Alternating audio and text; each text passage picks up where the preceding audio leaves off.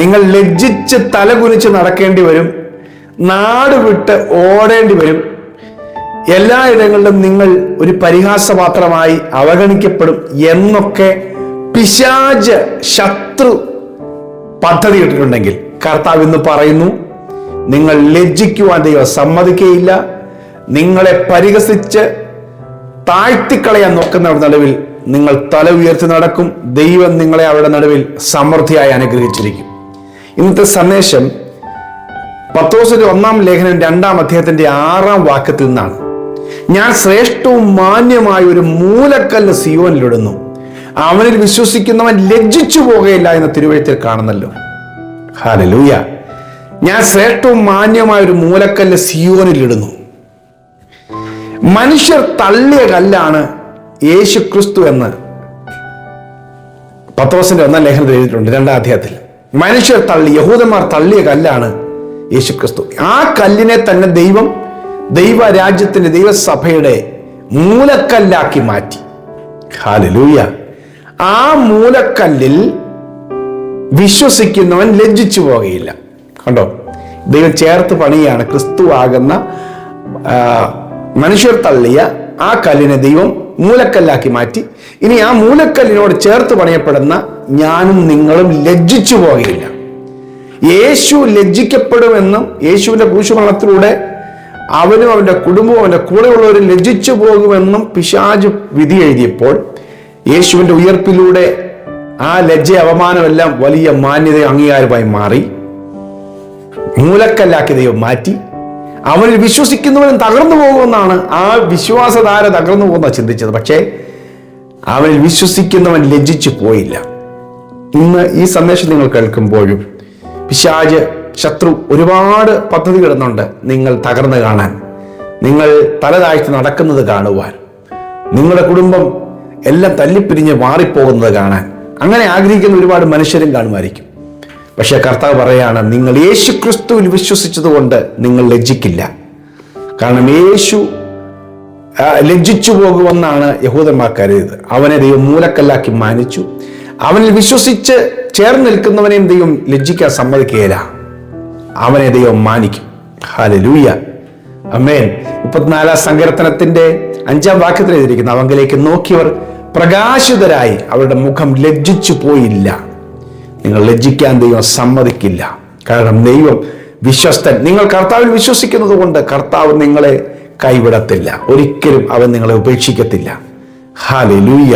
25-ാം സങ്കീർത്തനത്തിലെ 2 വാക്യങ്ങളിൽ നിന്ന് കേൾക്കണം. ദൈവമേ, ഞാൻ നിന്നിൽ ആശ്രയിക്കുന്നു, ഞാൻ ലജ്ജിച്ചു പോകരുതേ. അടുത്തത്, എന്റെ ശത്രുക്കൾ എന്റെ മേൽ ജയം ഘോഷിക്കരുതേ. നിന്നെ കാത്തിരിക്കുന്ന ഒരുത്തൻ ലജ്ജിച്ചു പോകുകയില്ല. വെറുതെ ദ്രോഹിക്കുന്നവർ ലജ്ജിച്ചു പോകും. വെറുതെ ദ്രോഹിക്കുന്ന ഒത്തിരി പേരുണ്ട്. വെറുതെ ദ്രോഹിക്കുക, അസൂയപ്പെട്ട്, മറ്റുള്ളവരുടെ ഉയർച്ച കാണുമ്പോൾ അസൂയപ്പെട്ട് നിൽക്കുന്ന ഒത്തിരി പേരുണ്ട്. അവർ ദ്രോഹിക്കുകയാണ്, വെറുതെ ദ്രോഹിക്കുക. പക്ഷേ കർത്താവ് പറയുന്നു, വെറുതെ ദ്രോഹിക്കുന്നവർ ലജ്ജിച്ചു പോകും. ദൈവത്തെ കാത്തിരിക്കുന്നവൻ ലജ്ജിക്കാൻ സമ്മതിക്കില്ല. അവനെ ദൈവം മാനിച്ചുകൊണ്ടേയിരിക്കും. ഹല്ലേലൂയ. ആരൊക്കെ ലജ്ജിപ്പിക്കാൻ നോക്കി അവരുടെ നടുവ് വെച്ച് തന്നെ ദൈവം മാനിച്ചിരിക്കും. ദൈവം ശക്തനാണ്. ഹല്ലേലൂയ. ദൈവം സർവശക്തനാണ്. ആമേൻ. യെശയ്യാ പ്രവാചകന്റെ പുസ്തകം എഴുതിയിരിക്കുന്നു, 54-ാമത്തെ അധ്യായത്തിന് 4-ാമത്തെ വാക്യം, ഭയപ്പെടേണ്ട, നീ ലജ്ജിച്ചു പോകുകയില്ല. ഭ്രമിക്കേണ്ട, നീ നാണിച്ചു പോകുകയില്ല. നിന്റെ യൗവനത്തിലെ ലജ്ജ നീ മറക്കും, നിന്റെ വൈധവ്യത്തിലെ നിന്ന ഇനി ഓർക്കയില്ല. ആമേൻ. അവഗണിക്കപ്പെട്ട ഒരു കാലം കാണുമായിരിക്കും.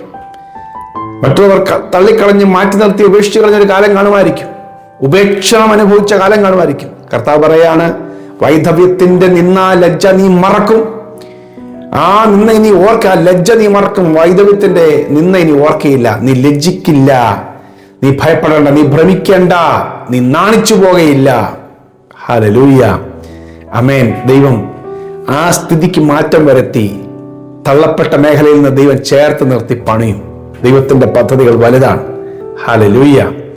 ആർക്കും വേണ്ടാത്ത കല്ലിനെ, ആർക്കും വേണ്ടാത്ത പാത്രത്തെ, ആർക്കും വേണ്ടാത്ത ഒരു കഴുതയെ, ഒന്നിനും കൊള്ളാത്ത ഒരു കൽപാത്രത്തെ എല്ലാം കർത്താവിന് മൂലക്കല്ലാക്കുവാനും മാനപാത്രമാക്കുവാനും ഏറ്റവും അഭിമാനകരമായ വാഹനമാക്കുവാനും ഒക്കെ ദൈവത്തിന് പദ്ധതി ഉണ്ടെങ്കിൽ ദൈവം നിങ്ങളെയും അങ്ങനെ തിരഞ്ഞെടുത്തിരിക്കുകയാണ്. ഹല്ലേലൂയ. ദൈവത്തിന് വലിയ പദ്ധതിയുണ്ട്. ലജ്ജിക്കുവാൻ സമ്മതിക്കില്ല. ആ ലജ്ജയുടെ കാലത്തെ, കഴിഞ്ഞ കാലങ്ങളിൽ ലജ്ജ അനുഭവിച്ചൊരു കാലം കാണും. ഹല്ലേലൂയ. യോവേൽ പ്രവാചകന്റെ പുസ്തകം 2-ാം അധ്യായത്തിന്റെ 25 മുതലുള്ള വാക്യങ്ങൾ എഴുതിയിട്ടുണ്ട്. നിങ്ങൾ കഴിഞ്ഞ കാലങ്ങളിൽ വിട്ടിലും പച്ചപ്പുഴുവും വെട്ടുക്കിളിയും തിന്നു കളഞ്ഞ സംവത്സരങ്ങളുണ്ട്.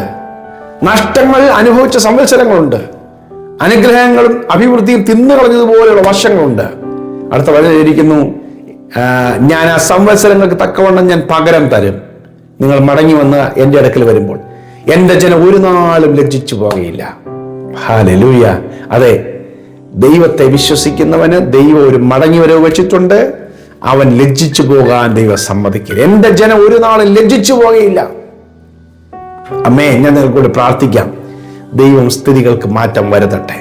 ശ്രേഷ്ഠവും മാന്യവുമായ മൂലക്കല്ലിലാണ് ചേർത്ത് നാം പണിയപ്പെടുന്നത്. ആ യേശുവിൽ വിശ്വസിക്കുന്ന, ആ മൂലക്കല്ലായ യേശുവിൽ വിശ്വസിക്കുന്നവൻ ലജ്ജിച്ചു പോകുകയില്ല.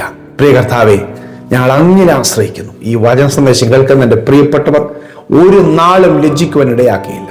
ലജ്ജ അനുഭവിച്ച ഒരു കാലത്തിന്റെ കർത്താവ് ബാക്ക്ഗ്രൗണ്ട് നിന്റെ മക്കളുടെ ജീവിതത്തിലുണ്ട്. പക്ഷെ അതിനെ മാന്യതയാക്കി മാറ്റുന്ന നാളുകൾ ദൈവം മുൻപിൽ കരുതുന്നതിനായി നന്ദി. അത് അനുഭവിക്കേണ്ടതിനായി ഞാൻ പ്രാർത്ഥിക്കുന്നു. എല്ലാ വേദനകളും മാറിപ്പോകട്ടെ. വലിയ കാര്യങ്ങളെ കർത്താവ് ചെയ്യണം. അനുഗ്രഹിക്കും. പ്രാർത്ഥന കേട്ടതിനായി നന്ദി. യേശുവിൻ നാമത്തിൽ തന്നെ. ആമേൻ, ആമേൻ, ആമേൻ. കർത്താവ് വൻ കാര്യങ്ങൾ നിങ്ങൾ ചെയ്യട്ടെ. നിങ്ങൾക്ക് ഈ സന്ദേശം അനുഗ്രഹമായെങ്കിൽ കുറെ പേർക്ക് നിങ്ങൾ ഷെയർ ചെയ്യണം. God bless you. Have A very blessed day.